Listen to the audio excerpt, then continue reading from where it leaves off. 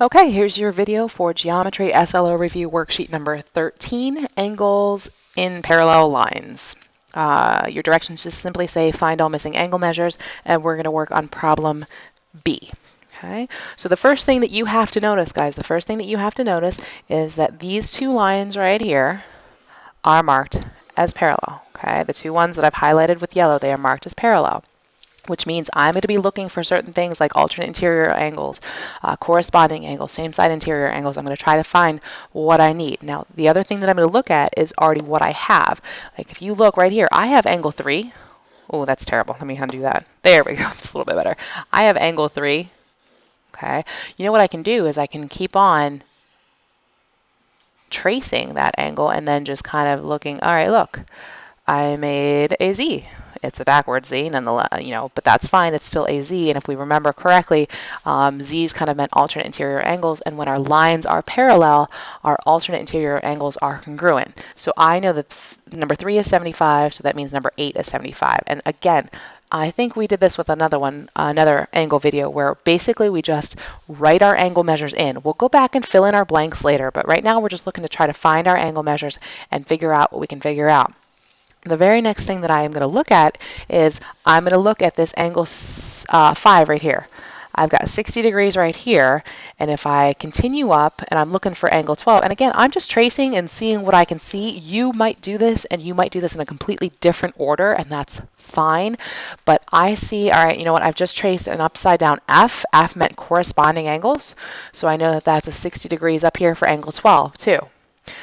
Now I can start looking and seeing, all right, I see some vertical angles, I see some linear pairs, and I'm just going to start filling in what I know. I know that angle 1 and angle 12 have to be congruent to each other because they are both vertical angles, so this has to be 60 degrees.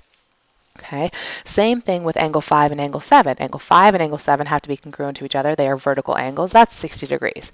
I also could have figured out angle 7 by using corresponding angles, but that's neither here nor there. Again, it's what you see. I'm going to go ahead real quick, and I'm actually going to solve for angle 4, right? If I look, angle 4 and angle 5 make a linear pair, so I know angle 4 has to be 120 degrees because remember, a linear pair adds up to 180. But then I already have angle 6 from that because angle 4 and angle 6 are 120 degrees. Just so you know, Mrs. Palomo walked in with lunch, and she's trying to be all quiet, but I'm going to let you know that she walked in. So angle 4 and angle 6 are vertical angles, so that's 120 degrees. Where am I at? Looks like, okay, I've got angle 8 and angle 10. All right, our vertical angles, so that's 75 degrees. And then what else can I do? I'm just missing angle 9 and angle 11, right? Well, angle 9 and angle 11, if they're both vertical, so once I find one, I find the other. And if you look, angle 8 and angle 9, I know there's a lot of writing on here, a lot of different colors. Angle 8 and angle 9 are supplementary. They're a linear pair. So when I add them up, they have to be 180 degrees. So that's got to be 105. And that's got to be 105. So, what am I missing? Take a look. Angle 2. Angle 2, hopefully you know how to find that. If not, you got several options. If you look, angle 1, 2, and 3, they are not a linear pair, but they are a linear trio if you want to think of it that way. So you can take 180 minus a 60 minus a 75 for that, and you'll get 45 degrees. Oh, that's terrible. I'll rewrite it in a nice color so you can see it. 45 degrees. The other way to look at it is angle 2, angle 5, and angle 8. I know, you can't even see anything anymore. Angle 2, angle 5, and angle 8 make a triangle.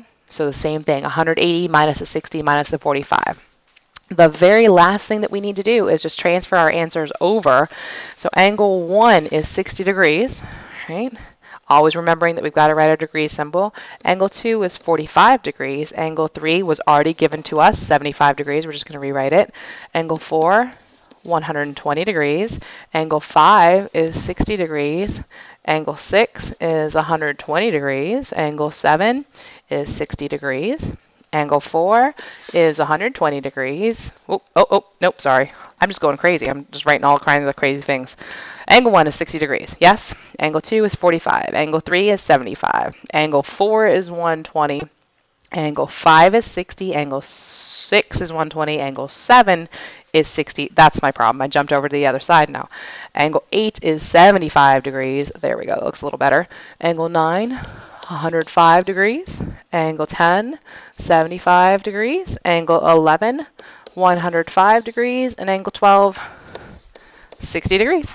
Okay, so again, looking for, the Z's, the F's, the C's, everything that we had talked about when we first did parallel lines to try to figure out our missing angles.